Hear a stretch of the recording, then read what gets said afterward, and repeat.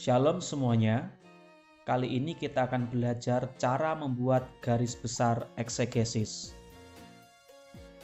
Ada hal yang perlu diingat, yakni bahwa garis besar sastra dan garis besar eksegesis adalah hal yang berbeda. Garis besar sastra adalah teknik penyajian sebuah tulisan yang terdiri dari beberapa pasangan teks yang sesuai. Sedangkan garis besar eksegesis adalah teknik penelusuran alur pemikiran dari sebuah tulisan.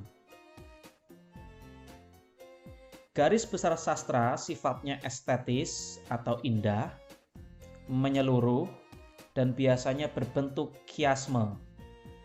Sedangkan garis besar eksegesis sifatnya logis, detail, dan biasanya berbentuk daftar atau list atau poin demi poin. Di sini kita bisa melihat contoh garis besar sastra kitab Keluaran. Perhatikan, inilah struktur kiasme, ada kesejajaran atau paralelisme di sini.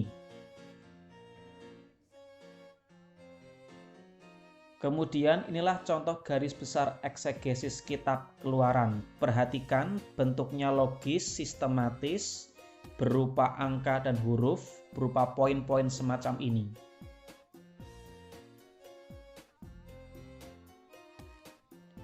Satu hal yang perlu diingat bahwa garis besar sastra dan garis besar eksegesis sama-sama bisa dalam lingkup kitab, pasal, maupun perikop.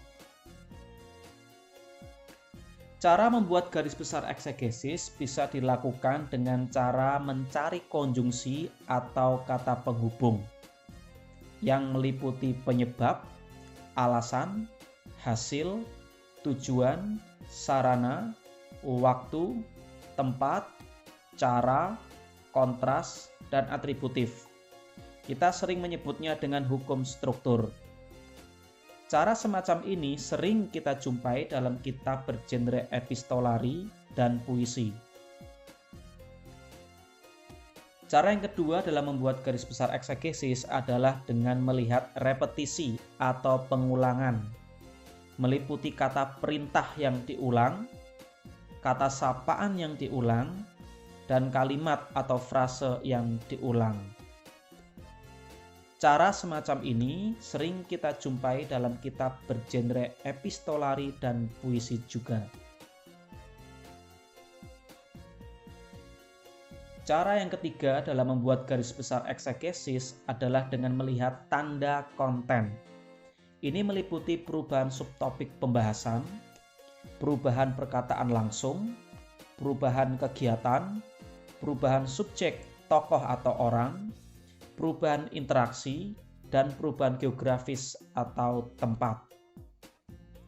Nah, cara semacam ini sering kita jumpai dalam kitab bergenre narasi. Kali ini kita mau melihat cara menggali teks dan menemukan garis besar eksegesis dari nats bergenre narasi, yaitu dari Kejadian 12 ayat 10 sampai 20. Di sini ada 11 ayat dan mengisahkan perjalanan Abram ke Mesir setelah dia dipanggil Tuhan untuk keluar dari tanah leluhurnya menuju ke tanah perjanjian yang Tuhan sebutkan, yang Tuhan janjikan kepada Abram. Dan dengan melihat tanda konten, secara khusus perubahan tempat geografis, kita bisa membagi teks ini menjadi dua garis besar utama. Bagian pertama bisa dilihat di ayat 10-13 yang berwarna kuning. Ini konteksnya sedang di dalam perjalanan menuju ke Mesir. Perhatikan ayat 10 bagian awal yang digarisbawahi, pergilah Abram ke Mesir. Lalu bagian kedua itu ayat 14-20, di sini ada perubahan lokasi. Perhatikan ayat 14 bagian awal yang digarisbawahi. Sesudah Abram masuk ke Mesir. Jadi ada transisi, ada perubahan lokasi. Sebelum ke Mesir dan sesudah di Mesir. Nah, setelah melihat tanda konten tersebut, ditemukanlah garis besar eksegesis Kejadian 12 ayat 10-20 sebagai berikut. Yang pertama itu perjalanan Abram ke Mesir ayat 10-13. Bagian pertama ini kita lihat lagi secara mendetail.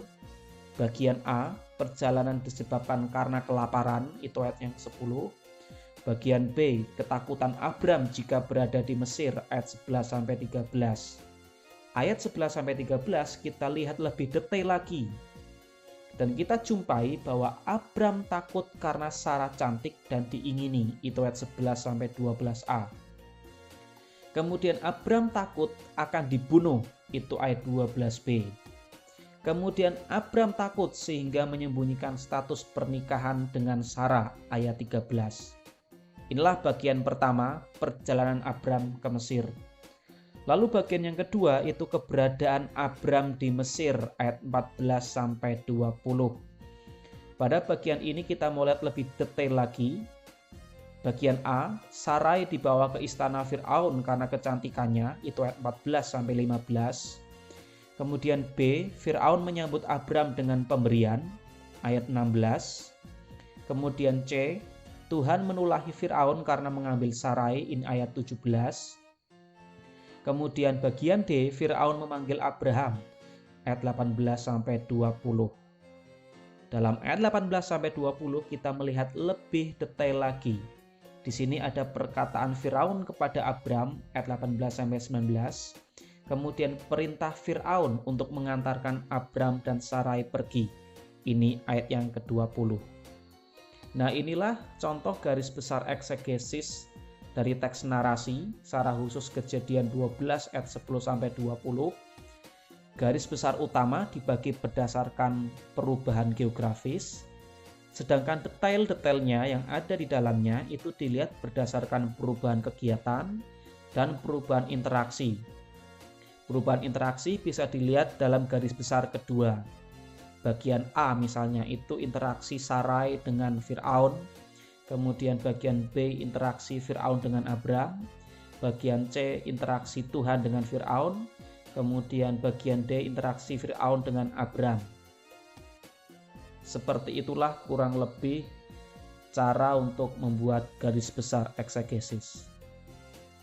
Kesimpulannya, bacalah teks secermat mungkin, perhatikan tanda konten atau tanda struktur di dalamnya, lalu buatlah garis besar sedetail mungkin dengan memperhatikan bagian-bagian kecil. Dan perlu diingat, tidak ada garis besar eksegesis yang sempurna, sehingga bisa muncul beragam versi. See you.